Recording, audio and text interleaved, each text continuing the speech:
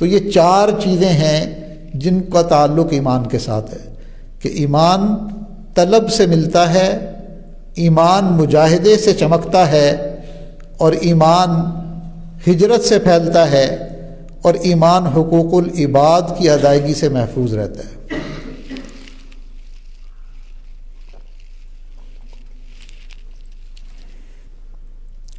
اب آخر میں یہ عاجز ایک واقعہ آپ کو سنانا چاہتا ہے۔ اس واقعے کو غور سے سنیے، ممکن ہے کہ اس واقعے کے اندر ہی ہمیں یہ 4 چیزیں مل جائیں، طلب بھی مل جائے، مجاہدہ بھی مل جائے، حقوق العباد بھی مل جائیں۔ اور یہ واقعہ سچا واقعہ ہے، اور یہ اس عاجز کے سگے خالو ہیں غازی احمد صاحب نور اللہ مرکزہ، یہ ان کا واقعہ ہے۔ یہ جو غازی احمد تھے 1924 کے اندر یہ پیدا ہوئے، اور ایک ہندو گھرانے کے اندر بہت اونچے، دنیا کے اعتبار سے اونچے درجے کا خاندان تھا، اس میں ان کی پیدائش ہوئی۔ چکوال کے قریب کوئی 24-25 کلومیٹر کے فاصلے پر ایک جگہ ہے کلر کہار، تو کلر کہار سے پھر آگے 10-15 کلومیٹر پر ان کا آبائی گاؤں تھا میانی اور بچھال قلعہ، یہ وہاں کے رہنے والے تھے۔ تو بچپن میں مسلمان بچوں کے ساتھ مل کر اسکول جایا کرتے تھے۔ تو چند گھرانے گاؤں میں ہندوؤں کے تھے، اکثریت مسلمانوں کی تھی، لیکن معاشی اعتبار سے ہندو بڑے مضبوط تھے، مسلمان ان سے قرض لے کر اپنا گزر بسر کرتے تھے، اور پھر اکثر ان کے مقروض ہی رہتے تھے۔ تو یہ چھوٹے بچے تھے، پرائمری کی کلاس میں جاتے تھے، تو بچوں کے ساتھ آنا جانا۔ پھر اس کے بعد یہ تھوڑا سا جو ہے نا مڈل اسکول میں جب گئے، تو اب مسلمان بچوں کے ساتھ کبھی کبھی مذہب کے معاملے پر ان کی کچھ بات ہو جاتی۔ یہ کہتے کہ دیکھو ہم اللہ تعالیٰ کے پسندیدہ لوگ ہیں، اس لیے اللہ نے ہمیں دنیا میں دولت زیادہ دی ہے، ہندوؤں کو ہم زیادہ دولت مند ہیں، اور تم لوگ کمزور لوگ ہو، تم ہمارے سے مانگ کر گزارا کرتے ہو، اس لیے تمہارے پاس اس کی کمی ہے۔ اس کا مطلب یہ ہوا کہ ہمارا مقام اللہ تعالیٰ کی نظر میں زیادہ ہے۔ تو وہ مسلمان جو تھے وہ اس کا جواب یہ دیتے، وہ بچے تھے، اب یہ بھی بچے تھے، تو وہ آگے سے جواب دیتے کہ بھائی اصل بات یہ ہے کہ عالم ارواح میں اللہ تعالیٰ نے سب روحوں کو جمع کیا، تو مسلمانوں نے اللہ تعالیٰ سے ایمان مانگ لیا، اور تم ہندوؤں نے اللہ تعالیٰ سے دولت مانگ لی، تو تمہیں دنیا میں دولت مل گئی مگر تم ایمان سے محروم رہ گئے۔ کہنے لگے کہ جب یہ بات میں نے ان کی سنی تو میرے دل پر ایک چوٹ لگی، اور ایک احساس محرومی پیدا ہوا کہ اچھا اسی وجہ سے ہم ایمان سے محروم ہیں، دولت تو ہے ہمارے پاس لیکن ہمارے پاس ایمان نہیں۔ کہتے ہیں اس احساس محرومی نے میرے دل میں طلب کو جنم دیا، ایک طلب پیدا ہوئی کہ مجھے بھی ایمان حاصل کرنا چاہیے۔ اب ایک طلب تھی تو میں نے جستجو شروع کر دی۔ فرماتے ہیں کہ مجھے چند کتابچے چھوٹے چھوٹے اسلام کے اوپر کہیں سے مل گئے، میں نے ان کو پڑھا۔ پھر ان کتابچوں کی روشنی میں جب مسلمان لڑکوں سے بات کرتا تو وہ بڑے حیران ہوتے کہ یہ ہندو بچہ ہے اور اس کو ہم سے بھی زیادہ معلومات ہیں اسلام کے بارے میں۔ کہتے جب میری اسلام سے کچھ دلچسپی بڑھی تو اسی دوران گھر والے چونکہ کٹر ہندو تھے تو میں اپنی دادی کے ساتھ ہر ہفتے پابندی کے ساتھ مندر بھی جایا کرتا تھا، اور جو وہاں پر وہ کرتی تھی میں بھی کرتا تھا۔ تو ایک دفعہ مجھے میرا ایک مسلمان دوست کلاس فیلو کہنے لگا کہ بھئی تمہارے اندر چونکہ اسلام کے بارے میں تجسس ہے، تم اکثر بات بھی کرتے رہتے ہو، تو ایسا کریں گے کہ ہاف ٹائم میں قریب ہی ایک مولانا صاحب ہیں، مولانا عبدالرؤوف صاحب، ان کے پاس جائیں گے، اور میں چاہتا ہوں کہ تمہیں ان کے ساتھ میں تمہارا تعارف کرواؤں، تمہیں اسلام کے بارے میں کوئی بات پوچھنی ہو تم ان سے پوچھ لینا۔ چنانچہ انہوں نے کہا کہ ٹھیک ہے، اگر میرے گھر والوں کو پتہ نہ چلے تو میں چلنے کے لیے تیار ہوں۔ انہوں نے کہا نہیں، ہم وقت پر جائیں گے اور آ جائیں گے۔ چنانچہ یہ مولانا کے پاس ان کا دوست وہاں لے گیا، تو مولانا عبدالرؤوف صاحب نے کہا کہ بیٹا میں نے سنا ہے کہ تم پابندی سے مندر جاتے ہو۔ اس نے کہا جی میں جاتا ہوں۔ کہا کہ بس تم جایا کرو، جاتے رہو۔ تو کہتے ہیں میں بڑا حیران ہوا کہ یہ مسلمانوں کے مولانا ہے اور مجھے کہہ رہے کہ تم مندر جاتے رہا کرو۔ لیکن یہ مولانا کی حکمت تھی، دعوت دینے کا بھی ایک طریقہ ہوتا ہے پھر مولانا نے کہا کہ بیٹا میں تمہیں مندر جانے سے منع نہیں کرتا، بلکہ میں چاہتا ہوں کہ تم اور جاؤ، لیکن ایک کام یہ کیا کرو کہ تم رات کو سونے سے پہلے جب تم بستر پر جاؤ تو دل ہی دل میں تم اپنے بھگوان سے، تم اسے بھگوان کہتے ہو، ہم اسے اللہ کہتے ہیں، تم اپنے بھگوان سے یہ دعا مانگا کرو کہ اے بھگوان میں تجھے راضی کرنا چاہتا ہوں، میں تجھ تک پہنچنا چاہتا ہوں، جو صحیح راستہ ہے میری اس کی طرف رہنمائی فرما۔ کہتے یہ بات مجھے ان کی مناسب لگی اور میں نے ان سے وعدہ کر لیا کہ یہ کام تو میں کر سکتا ہوں۔ کہتے ہیں رات جب ہوتی تو میں پہلے تو اپنی مالا چپتا جو ہندوانہ طریقے سے میں نے سیکھی ہوئی تھی، اور اس کے بعد دل ہی دل میں یہ بات دعا مانگتا۔ کہتے اس دوران میرے مسلمان دوستوں نے بتایا کہ آج شب قدر ہے، اور اس شب قدر میں جو بندہ جاگتا ہے اور جاگنے کے بعد جب عبادت کرتا ہے، خاص وقت آتا ہے جس میں نور آ جاتا ہے اور روشنی پھیل جاتی ہے، اس وقت میں جو بندہ اللہ سے جو مانگتا ہے وہ اسے مل جاتا ہے۔ کہتے ہیں کہ میں نے گھر میں جا کر اپنی والدہ سے کہا کہ امی آج رات میرا بستر آپ برآمدے میں ڈال دینا، آج چونکہ شب قدر ہے تو میں نے جاگنا ہے۔ تو میری والدہ نے کہا کہ بیٹا شب قدر تو مسلمان مناتے ہیں،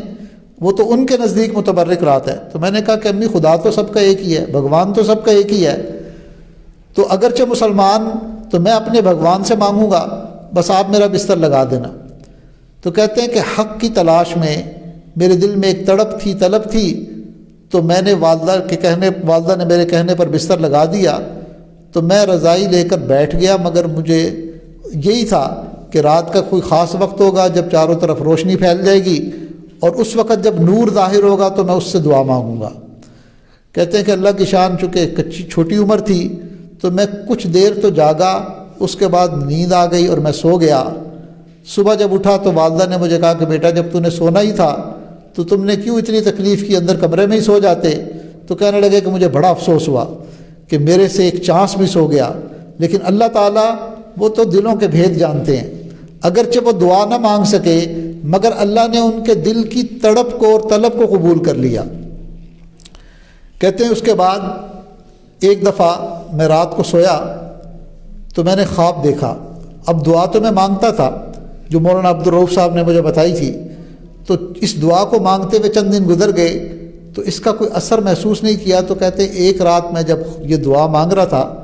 تو اس رات دعا مانگتے ہوئے مجھے رونا بھی آ گیا، میری آنسو بھی نکل آئے کہ میں اے بھگوان میں آپ سے اتنے دن سے دعا مانگ رہا ہوں اور میری رہنمائی نہیں ہو رہی، اب تک مجھے راستہ نہیں ملا، آپ کب مجھے حق کا راستہ دکھائیں گے؟ تو کہتے ہیں روتے روتے میں سو گیا۔ جب سو گیا تو رات کو میں نے کسی وقت میں خواب دیکھا۔ خواب میں دیکھتا ہوں کہ میں اپنے گھر سے باہر نکلا ہوں تو میرا ایک کلاس فیلو وہ جو ہے وہ اسکول کی طرف جا رہا ہوتا ہے، تو اس نے اسکول کے کپڑے نہیں پہنے ہوئے ہوتے بلکہ وہ عام لباس میں ہوتا ہے۔ تو میں اس سے کہتا ہوں کہ بھی تم آج کہاں جا رہے ہو، ایسا لگتا ہے کہ تم کہیں دور جا رہے ہو۔ تو وہ مجھے کہتا ہے کہ میں مکہ مکرمہ جا رہا ہوں، میرا حج کے لیے جانے کا ارادہ ہے، اگر تم تیار ہو چلنے کے لیے تو تم بھی میرے ساتھ چلو۔ تو میں دل میں سوچتا ہوں کہ میں تو ویسے بھی حق کی تلاش میں تھا، شاید یہیں سے مجھے حق کا راستہ مل جائے، تو میں اس کے ساتھ چل پڑتا ہوں۔ اب یہ جو واقعہ میں اس کو سمرائز کر کے مختصراً بتا رہا ہوں، اصل یہ جو واقعے کی تفصیلات ہیں یہ ان کی کتاب میں بڑی تفصیلاً لکھی ہوئی ہیں اور بہت ہی اچھے اور دلچسپ انداز میں اس کو بہت مختصر کر کے آپ کو بتا رہا ہوں۔ کہتے ہیں کہ خواب میں ہم چلتے چلتے شہر سے باہر نکل گئے، جنگل آ گیا، پھر وہاں سے باہر نکلے، بالآخر ہمیں ایک شہر میں داخل ہوئے تو ہمیں پتہ چلا کہ یہ مکہ مکرمہ ہے۔ جب آگے بڑھے تو بالآخر مسجد الحرام تک پہنچ گئے، کسی نے آواز دی کہ یہ مسجد الحرام ہے اور اس کے اندر یہ بیت اللہ ہے۔ تو کہتے ہیں کہ بیت اللہ کے اندر جو ہے وہ مسجد الحرام میں نے دیکھا کہ سفید کپڑوں میں ملبوس سب لوگ بیٹھے ہوئے ہیں، بہت سے لوگ۔ تو مجھے کسی نے کہا کہ یہ سب کے سب صحابہ کرام ہیں، اور اللہ کے نبی علیہ الصلاۃ والسلام بیت اللہ کی دیوار کے ساتھ ٹیک لگا کر صحابہ کی طرف منہ کیے بیٹھے ہوئے تھے، اور صحابہ سب کے سب ان کی طرف متوجہ تھے۔ تو مجھے وہ میرے دوست نے کہا کہ دیکھو وہ نبی علیہ الصلاۃ والسلام تشریف فرمائے۔ کہتے ہیں کہ میرے دل میں بہت مجھے خوشی ہوئی کہ میں جس چیز کی تلاش میں تھا لگتا ہے کہ اس کے وقت قریب آ گیا۔ کہتے ہیں میں نے اس کو کہا کہ تم آگے بڑھو، پہلے تم جاؤ اور تم جا کر سلام کرو چونکہ تم مسلمان ہو۔ تو وہ میرا دوست آگے بڑھا اور اس نے جا کر نبی علیہ السلام سے مصافحہ کیا۔ اللہ کے محبوب نے بیٹھے بیٹھے مصافحہ فرما لیا۔ کہتے پھر میں ڈرتے ڈرتے آگے بڑھا، جب میں قریب ہوا تو اللہ کے نبی کھڑے ہو گئے اور کھڑے ہو کر مجھے گلے سے لگا لیا۔ کہتے کہ میرا رواں رواں جو ہے نا وہ اس کے اندر ایک حلاوت اور ایک ایمانی کیفیت اتر گئی۔ نبی علیہ السلام نے پوچھا کہ تم کیا کرنے آئے ہو، کیا لینے آئے ہو؟ تو میری زبان سے نکلا کہ جی میں مسلمان ہونے کے لیے آیا ہوں۔ تو نبی علیہ السلام نے خواب میں ہی مجھے اپنے سامنے بٹھایا، میرا ہاتھ اپنے ہاتھ میں لیا اور اللہ کے نبی نے سب صحابہ کرام کی موجودگی میں مجھے کلمہ پڑھ کر مسلمان کیا۔ کہتے ہیں کہ اس کے بعد خواب ختم ہو گیا۔ اب جب خواب ختم ہوا تو میرے لیے رات کا گزارنا مشکل ہو گیا۔ میرا دل چاہتا تھا کہ جلدی صبح ہو اور میں اسکول جاؤں اور جا کر مولانا کو اپنا خواب سناؤں۔ کہتے ہیں بالآخر صبح ہوئی اور میں نے سب سے پہلے اپنے دوست کو جو خواب میں میرے ساتھ تھا میں نے اس کو بتایا کہ رات کو میں نے یہ خواب اتنا تفصیل سے دیکھا ہے۔ وہ بھی بہت خوش ہوا۔ اس نے کہا کہ آج ہم جا کر مولانا کو جا کر یہ خواب سناتے ہیں۔ چنانچہ مولانا عبدالرؤف صاحب کی خدمت میں گئے، وہ بھی اس خواب کو سن کر بہت خوش ہوئے، کہنے لگے کہ تم کتنے سعید ہو، کتنے خوش قسمت ہو، اللہ نے تمہاری طلب کو اور تڑپ کو قبول کر لیا کہ اللہ نے براہ راست اپنے محبوب کے ذریعے تمہیں کلمہ پڑھوایا۔ اللہ تعالیٰ چاہتے تو کسی انسان کو سبب بنا دیتے، اللہ تعالیٰ چاہتے تو کسی دوست کو سبب بنا دیتے، اللہ نے براہ راست اپنے محبوب کے ذریعے تمہیں کلمہ پڑھنے کی توفیق دی۔ مگر مولانا نے ساتھ ہی کہا کہ بیٹا ابھی تم چھوٹے ہو، چونکہ یہ 8ویں جماعت میں پڑھتے تھے، 13-14 سال ان کی عمر تھی۔ کہا کہ ابھی تم چھوٹے ہو، ابھی تم نے یہ خواب کسی کو گھر میں نہیں بتانا، اور تم اب بھی وہ دعا اسی طرح مانگتے رہو۔ کہنے لگے کہ میں نے مولانا کی نصیحت کو پلے باندھ لیا، میں نے مزید دعا مانگی۔ کہتے پھر میں نے ایک اور خواب دیکھا۔ وہ خواب یہ دیکھا کہ ہم دوست مل کر اسکول جا رہے ہیں، کافی سارے بچے، تو اچانک ایک بہت بڑا شیطان نما انسان، وہ بہت لمبے چوڑے قد کاٹ کا تھا، وہ آیا سامنے اور اس کی شکل بڑی خوفناک تھی۔ اور خواب میں کوئی کہتا ہے کہ یہ دجال ہے اور قرب قیامت ہے اور یہ دجال نکل آیا ہے۔ تو فرمانے لگے کہ ہم سب ڈر گئے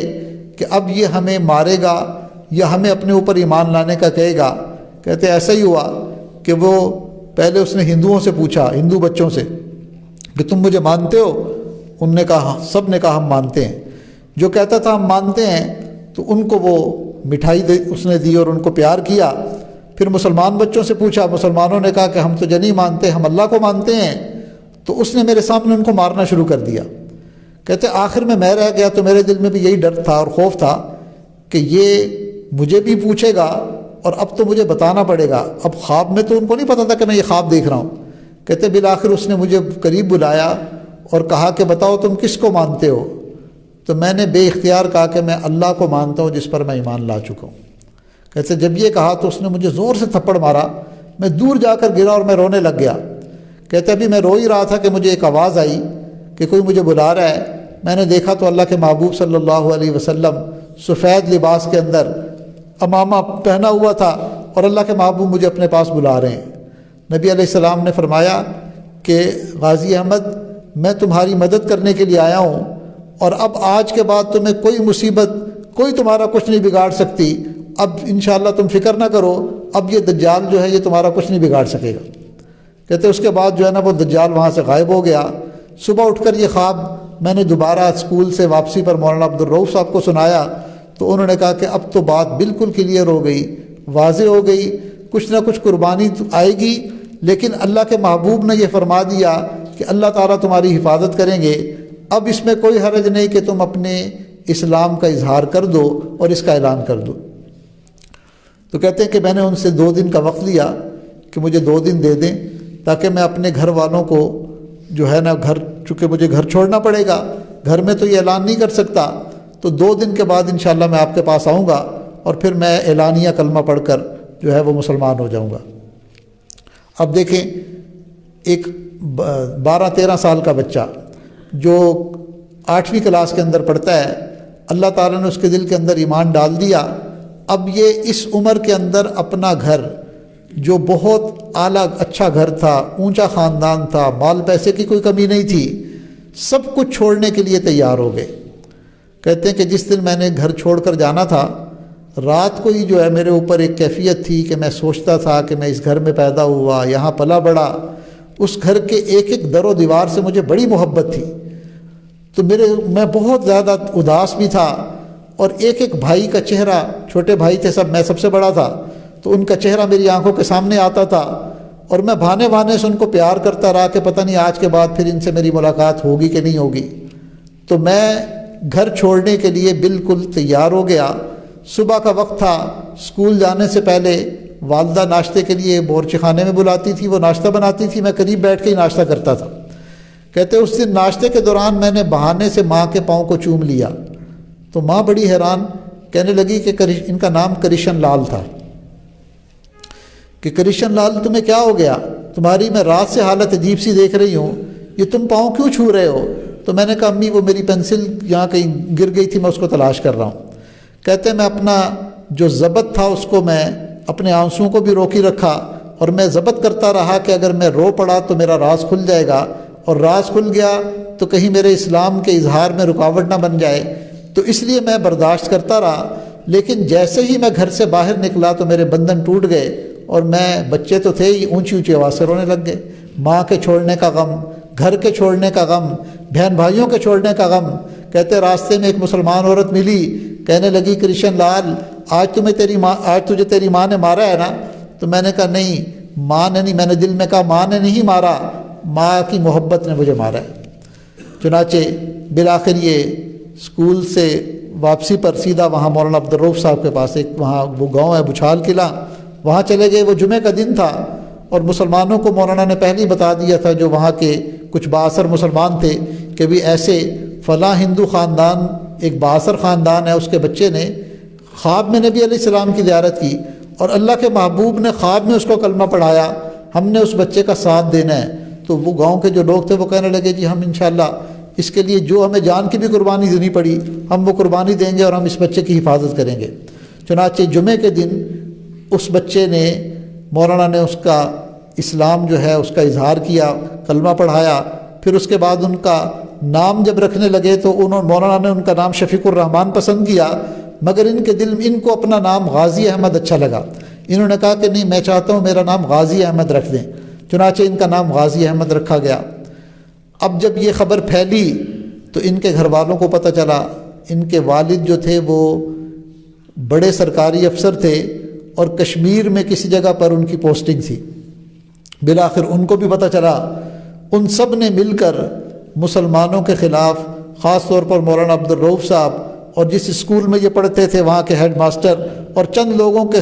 خلاف مقدمہ درج کروا دیا کہ جی ہمارا بیٹا نابالغ تھا، چھوٹا بچہ تھا، مسلمانوں نے ورغلا کر اس کو اسلام پر زبردستی مجبور کیا،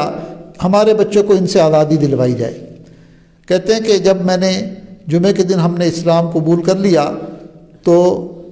مولانا کو اللہ تعالیٰ نے بڑی حکمت دی ہوئی تھی، وہ پہلے ہی چند سرکردہ مسلمانوں کو لے کر چکوال کے اندر جا کر جو ہے نا وہ ایک عدالت میں جا کر میرا بیان حلفی اور یہ سب چیزیں وہ کروا کر لے آئے تھے۔ لیکن انہوں نے مقدمہ کیا، تو یہ لمبی سٹوری ہے، شارٹ کر کے بتاتا ہوں کہ پہلے جو مقدمہ تھا وہ ایک کمشنر کی عدالت میں گیا، انہوں نے مولانا کو بھی بلایا، ان کو بھی بلایا، ان سے پوچھا تو انہوں نے کہا جی میں نے اپنی مرضی سے اسلام قبول کیا ہے، مجھے کسی نے نہیں کہا، میرے دل کے اندر ایک طلب تھی، ایک تڑپ تھی کہ ایمان سے ہم محروم ہیں، اور ہندو جو ہے یہ کئی بتوں کو پوجتے ہیں اور یہ تو کوئی دین فطرت نہیں، تو اللہ تعالیٰ نے اپنے کرم سے مجھے ایمان کی نعمت عطا کی، اور میں عاقل بالغ ہوں، میں خود بیان دیتا ہوں کہ میں نے اسلام، اس عدالت سے بھی ان کو بری کر دیا۔ پھر انہوں نے اس سے ایک بڑی عدالت تھی وہاں وہ مقدمہ لے کر گئے، اور اس دوران ان کے کچھ رشتہ دار تھے جن میں ایک کرنل صاحب تھے ہندوؤں کے، وہ اس زمانے میں فوج میں بھی تھے، اور بڑے وہ آئے ان کے پاس اور عدالت کے باہر ان کو جج سے اجازت دے کر ایک طرف لے گئے، کہنے لگے کہ بیٹا دیکھو تم نے اتنا پاک پوتر دین چھوڑ کر مسلمانوں کا دین اختیار کر لیا، تمہیں کیا ملے گا؟ تمہارے گھر میں کس چیز کی کمی تھی؟ اور دیکھو اگر تم ابھی یہ بیان دے دو کہ میں اسلام سے پھرتا ہوں تو میں نے تمہارے لیے موٹر کار بھی خرید لی ہے، اور میں نے ایک بہت خوبصورت لڑکی کے ساتھ تمہارا رشتہ بھی طے کر دیا ہے، جو تم کہو کہ تمہیں سب کچھ ملے گا، تم ایک دفعہ جج کے سامنے یہ کہہ دو کہ جی مجھے انہوں نے زبردستی مسلمانوں نے مجبور کیا تھا، میں نے خود سے اسلام قبول نہیں کیا۔ اب دیکھیں ایمان جب دل میں آتا ہے تو ایک 13 سال کا بچہ 14 سال کا بچہ اس کے دل کے اندر کتنی مضبوطی آ جاتی ہے، وہ اپنے ان انکل سے کہنے لگے کہ آپ جو مرضی کر لیں، اب یہ اسلام میرے اندر سے نکلنے والا نہیں، میں اس کی خاطر ساری دنیا چھوڑ سکتا ہوں۔ آخر میں نے اپنے ماں باپ بھی تو چھوڑ دیے، میں نے اپنا گھر بھی تو چھوڑ دیا، تو میں سب کچھ چھوڑ سکتا ہوں، اس لیے کہ اس ایمان کی لذت جو میرے دل میں آئی ہے اس کے مقابلے میں دنیا کی ساری لذتیں میرے سامنے ہے جی۔ بالآخر وہ مایوس ہو گئے۔ دوسری اس عدالت میں بھی چونکہ ان کا بیانات لیے گئے تو انہی کے حق میں اللہ تعالیٰ نے مسلمانوں کے حق میں فیصلہ دیا، مگر ایک افسوسناک جو پہلو اس کے اندر ہے وہ یہ کہ ان کے والد چونکہ ایک بڑے سرکاری پوسٹ پر تھے، مال پیسے کی بھی کمی نہیں تھی، انہوں نے چکوال کے اندر پہلا جو ابتدائی جو جج تھا وہ ایک سکھ تھا، اس کے بعد جو دوسرا جج تھا وہ ایک انگریز تھا، دونوں نے ان کے حق میں فیصلہ دیا۔ ان کے والد نے چکوال میں ایک مسلمان جج تھا، اس کی عدالت میں یہ کیس دائر کیا، اپنا اثر و رسوخ استعمال کیا، اور بتاتے ہیں کہ اس وقت کے اندر میرے والد نے 10,000 روپے اس کو رشوت دی، اور کسی طرح جو ہے نا مجھے جو ہے وہاں بالآخر بلایا گیا، اور اس جج نے جو نام کا مسلمان تھا اس نے اپنا ایمان 10,000 روپے کی خاطر بیچ دیا، اور اس نے جو ہے نا وہ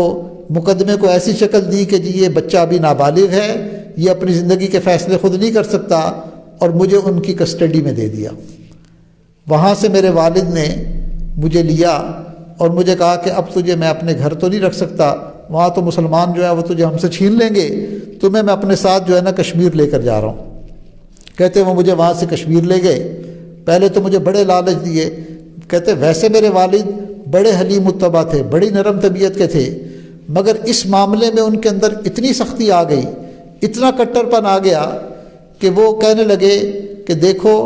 اب تم ایک فیصلہ کرو، یا تو تم اپنے آپ کو اسلام سے ہٹ جاؤ، جو تم نے اپنے آپ کو مسلمان کہلوایا تم اس مذہب کو چھوڑ کر دوبارہ ہندو دھرم میں آ جاؤ، ورنہ میں تمہیں مار دوں گا، تم میرے لیے ویسے بھی مر چکے ہو، اور اگر تم نہ مانے تو میں نے تمہیں مار دینا ہے۔ کہتے وہ مجھے سمجھاتے رہے، اور کشمیر کے ایک علاقے میں وہاں پر ان کا کوئی پنڈت دوست تھا، اس کے حوالے کیا کہ آپ ذرا اس کا برین واش کریں، مسلمانوں نے اس کا دماغ خراب کر دیا ہے۔ کہتے ہیں کہ وہ پنڈت بھی مجھے بہت سمجھاتا رہا، بڑے لالچ دیتا رہا، بہت مثالوں سے، حتیٰ کہ اس نے مجھے یہ طعنہ دیا کہ دیکھو تم ایک پاک صاف مذہب کو چھوڑ کر مسلمانوں میں گئے، مسلمان تو ایسے ہیں کہ دیکھو ان کے جج نے 10,000 روپے کی خاطر اپنا ایمان بیچ دیا، تو تم کیسے اسلام کو تم نے قبول کیا؟ یہ اسلام تھا جس اسلام کی خاطر تم نے اپنا خاندانی مذہب چھوڑا، کہ اس نے 10,000 روپے کی خاطر، کہتے مجھے انہوں نے توڑنے کے لیے یہاں تک جب طعنہ دیا تو میری آنکھوں سے آنسو تو نکل آئے، لیکن الحمدللہ میں اپنے ایمان پر جمع رہا۔ بالآخر شام کو جب میرے والد جاب سے آئے، انہوں نے پوچھا بتاؤ بھائی اس کی اندر کوئی تبدیلی آئی؟ تو میں نے کہہ دیا کہ اس کا دماغ انہوں نے ایسا خراب کر دیا ہے کہ یہ تو ٹس سے مسی نہیں ہو رہا۔ کہتے اگلے دن میرے والد اپنے اس دوست کو لے کر مجھے کہا میں تمہیں ذرا سیر کروانے کے لیے ذرا اوپر لے جاؤں۔ کہتے پہاڑ کی چوٹی پر، وہاں پر بڑی اچھا موسم تھا، ہوا چل رہی تھی اور بڑی خوشگوار فضا تھی۔ والد نے مجھے وہاں پر کھڑا کر کہا کہ ذرا نیچے دیکھو۔ نیچے کہتے ہیں میں نے دیکھا تو بہت گہری کھائی تھی اور دریا پورے اپنے عروج کے اوپر وہاں نیچے بہہ رہا تھا۔ والد نے مجھے کہا کہ میں تمہیں چند منٹ دیتا ہوں، یا تو تم اپنا فیصلہ بدل لو، ورنہ آج میں تمہیں مار کر تمہاری لاش وہاں پھینک دوں گا اور کوئی تمہاری لاش کو بھی نہیں تلاش کر سکے گا۔ کہتے میں نے کہا کہ ابا جان جو کلمہ میں پڑھ چکا ہوں اب یہ میرے دل سے نہیں نکل سکتا، اب یہ ایمان نہیں نکل سکتا، آپ جو کرنا چاہتے ہیں کر لیں۔ کہتے میرے باپ نے، جس نے کبھی مجھ پر ایک ہاتھ نہیں اٹھایا تھا، میری ہر خواہش کو پورا کیا تھا، زندگی میں کبھی تکلیف جو میں زبان سے نکال چکا، میں بڑا بیٹا تھا، جو زبان سے نکالتا تھا میرا باپ پورا کر دیتا تھا۔ اللہ نے اس کو مال بھی بہت دیا ہوا تھا، کبھی زندگی میں اس نے مجھے کوئی تکلیف نہیں دی، مگر اس ایمان کی خاطر اس باپ نے مجھے مارنا شروع کیا۔ کہتے مارتے مارتے اس کے ہاتھ میں لکڑی آئی، میری قمیض بھی خون سے بھر گئی، شلوار بھی خون سے بھر گئی، اور مجھے پھر اس نے جب وہ والد بھی ہانپنے لگ گیا، درمیان میں وہ آ گیا پنڈت، اس نے آ کر کہا کہ تم کیا کر رہے ہو؟ مسلمانوں کو پتہ ہے کہ تم اس کو اپنی کسٹڈی میں یہاں لے کر آئے ہو، تم بیٹا تو ہاتھ سے نکلا ہی ہے، تم بھی جاؤ گے، تمہارا پورا خاندان جو ہے وہ۔ کہتے اس نے میری جان چھڑوائی،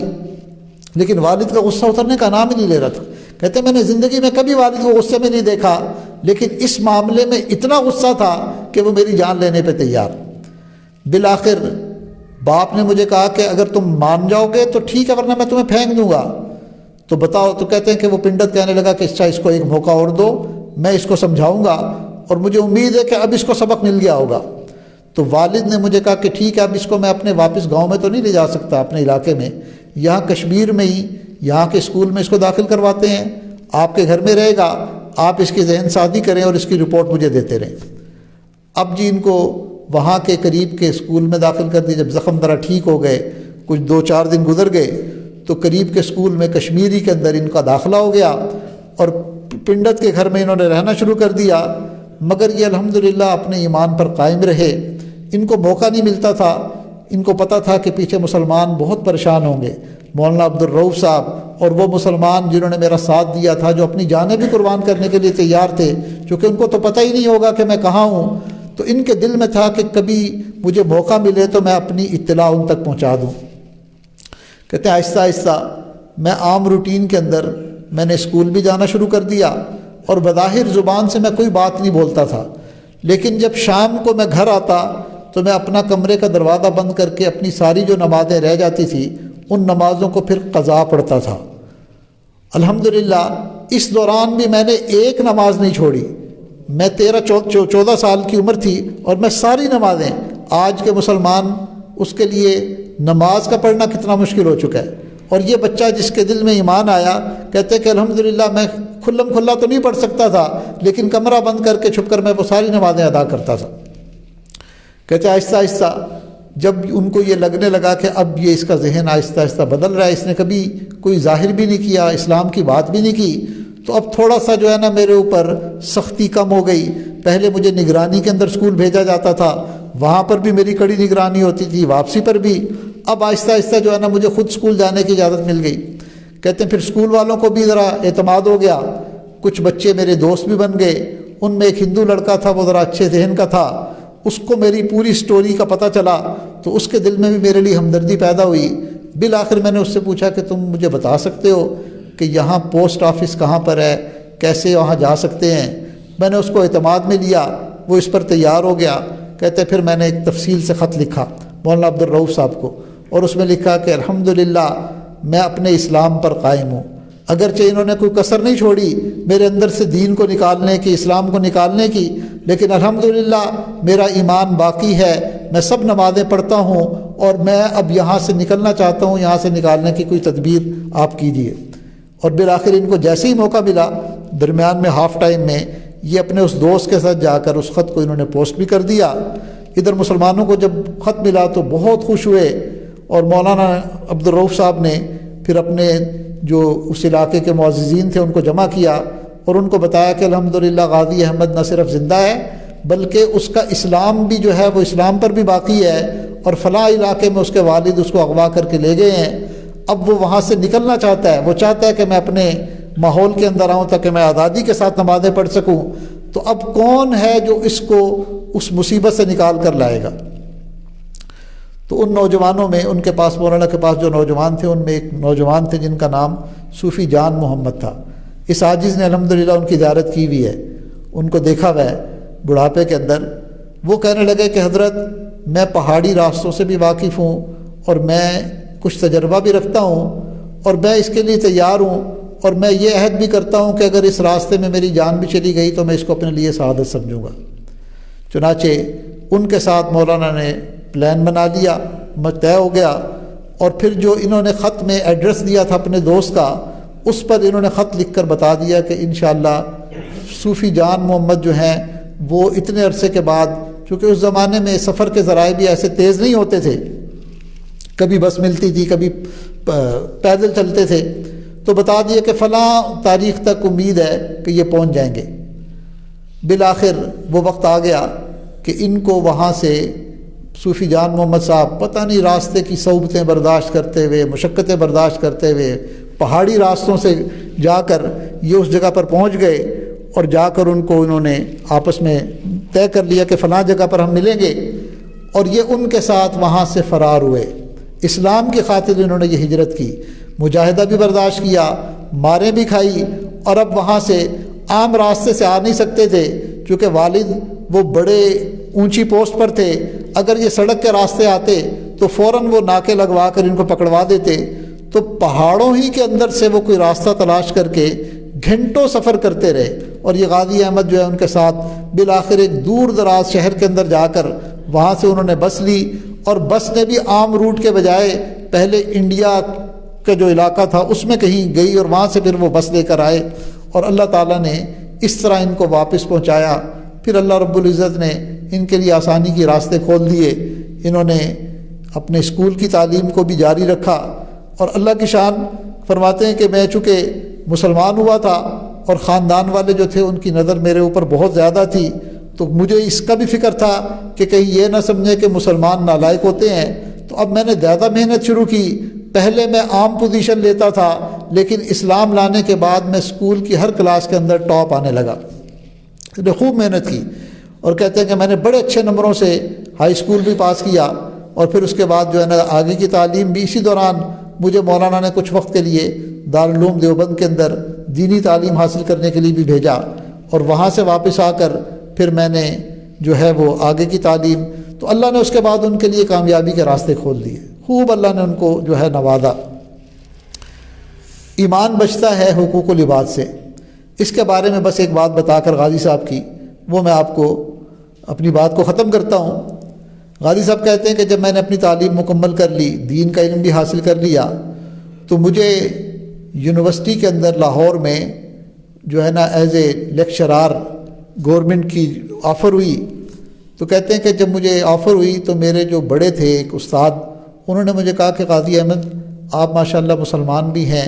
اور آپ نے تو دین کا علم بھی پڑھا ہے،